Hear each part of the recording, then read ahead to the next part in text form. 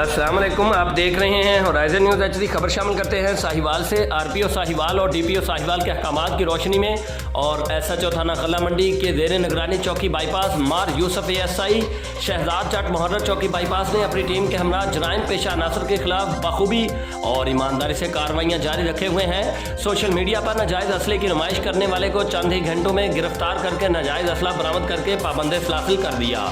Report Rauf Shahzad Jatt, divisional bureau chief Sahiwal, Horizon News HD, Pakistan.